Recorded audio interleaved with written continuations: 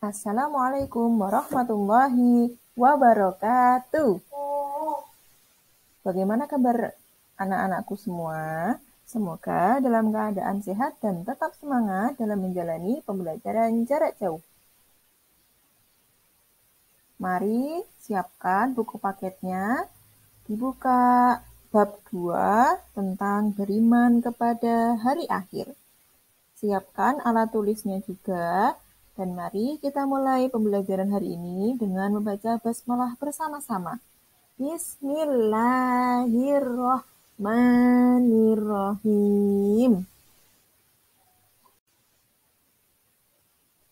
Di sini ada dua gambar ya. Yang sebelah kiri adalah gambaran tentang ketika suasana banjir ya. Nah, menunjukkan peristiwa bencana alam banjir. Banjir itu dapat mengakibatkan bangunan rumah roboh, jembatan runtuh, pohon tumbang, hewan ternak mati, bahkan juga memakan korban jiwa manusia.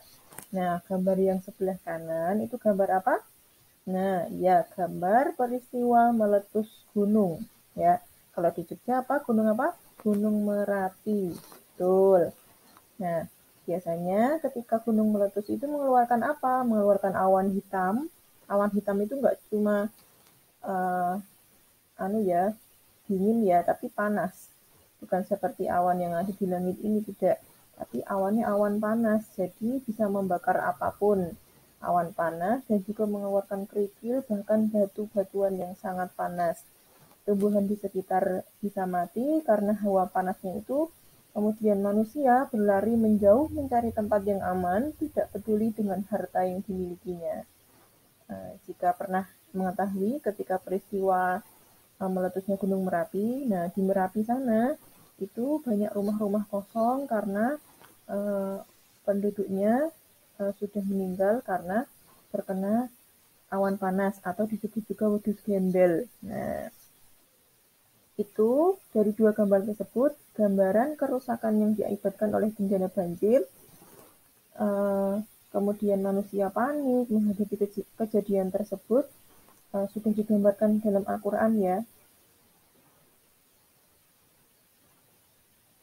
Itu contoh seperti ini adalah contoh kiamat kecil ya, kecil saja contohnya. Gunung meletus, manusia sudah bingung mau lari kemana. Kemudian banjir juga manusia akan mencari tempat yang tinggi di mana. Nah, sudah kebingungan ya, membawa harta bendanya kemana juga kebingungan. Nah, ini gambaran apalagi jika kiamat. Yuk kita simak lagi apakah definisi tentang beriman kepada hari kiamat. Nah, mari kita ketahui apa sih meyakini datangnya hari kiamat. Hari kiamat itu seluruh makhluk akan mengalami mati atau punah. Manusia akan meninggal, hewan juga mati, benda-benda akan rusak, dan seluruh yang ada di dunia ini akan rusak tanpa tersisa ya. Dan hanya Allah Subhanahu wa Ta'ala yang akan tetap abadi, kekal. Peristiwa berakhirnya seluruh kehidupan yang disebut hari kiamat, hari yang sudah pasti datang. Tetapi kapan terjadinya hari kiamat tidak ada yang tahu, kecuali hanya Allah yang tahu. Nah, sebagaimana firman Allah Subhanahu wa Ta'ala pada surat Al-A'raf. A'udzu billahi minasyaitonir rajim. Bismillahirrahmanirrahim.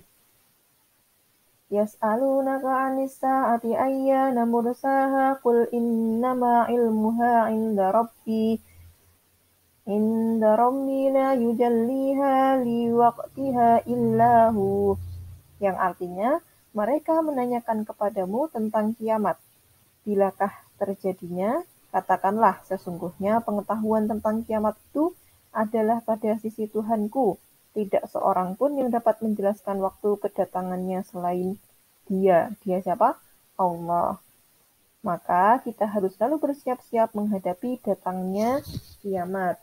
Kesiapan kita dalam menghadapi hari akhir tersebut dengan beramal soleh. Karena hanya dengan beriman dan beramal soleh ini yang akan dapat menolong kita semua ketika datangnya hari akhir, sekaligus nanti di akhirat. Yuk coba kita maknai bagaimana iman kepada hari kiamat. Iman kepada hari kiamat itu termasuk pada rukun iman. Rukun iman ada 6. Yang pertama, iman kepada Allah, iman kepada malaikat, iman kepada kitab Al-Quran, iman kepada Rasul, iman kepada hari kiamat, dan iman kepada qada dan qadar.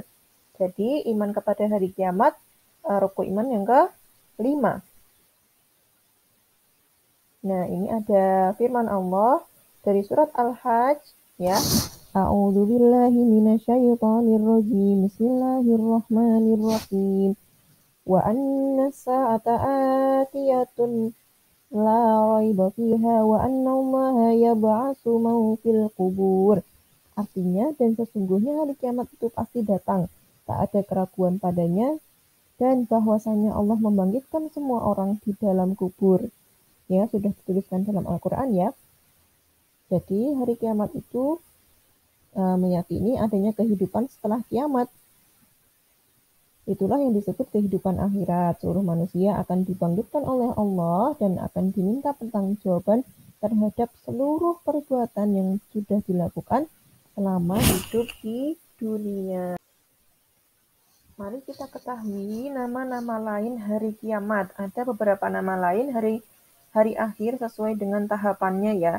Yang pertama, tahap pertama itu namanya Yaumul Bats. Yaumul Bats atau hari pembangkitan. Hari pembangkitan itu bagaimana? Jadi manusia itu dibangkitkan dari kuburnya. Seluruh manusia itu kan sudah meninggal sejak zaman Nabi Adam alaihissalam hingga manusia terakhir. Kita dapat membayangkan berapa banyak manusia? Nah, itu akan dikumpulkan namanya Yaumul Ba'ts nanti untuk mengantri menuju tahapan selanjutnya, yaitu dikumpulkan di padang mahsyar.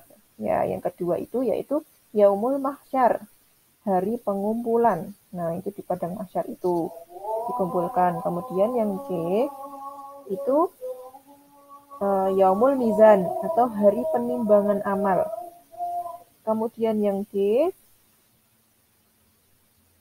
yang keempat itu Yaumul Jaza, hari pembalasan. Jadi apa yang kita perbuat di dunia ini akan diberi balasan yang sesuai. Kemudian yang terakhir yaitu Yaumul Akhir atau hari akhir ya.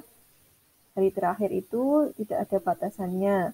Manusia akan ditempatkan sesuai amalan yang diperbuat selama di dunia.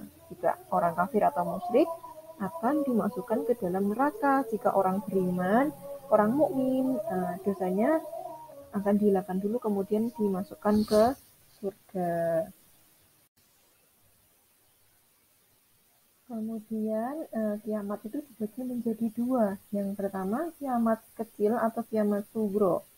Kiamat kecil atau kiamat sugro itu peristiwa berakhirnya setiap makhluk yang bernyawa dan hancurnya sebagian alam, seperti kematian, banjir, longsor, gempa bumi, gunung meletus, dan sebagainya.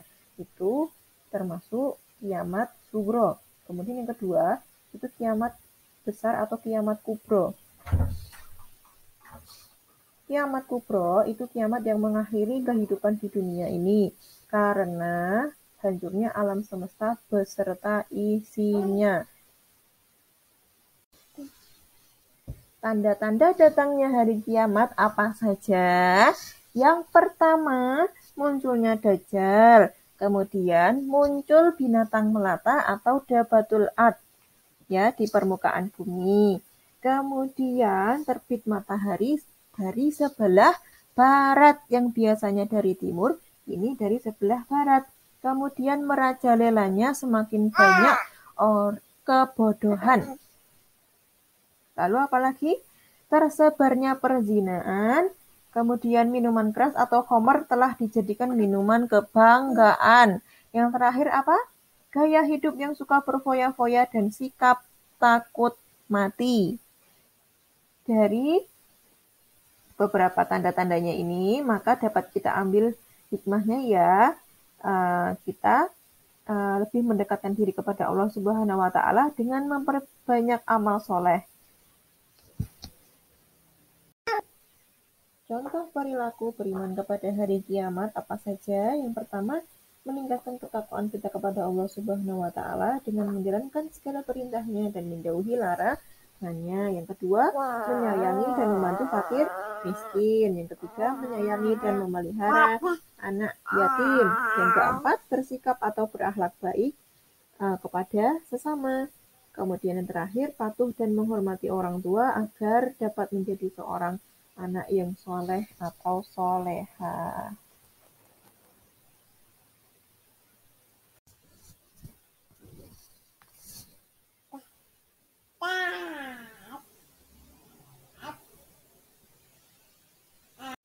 Nah, kita sudah belajar tentang beriman kepada hari kiamat.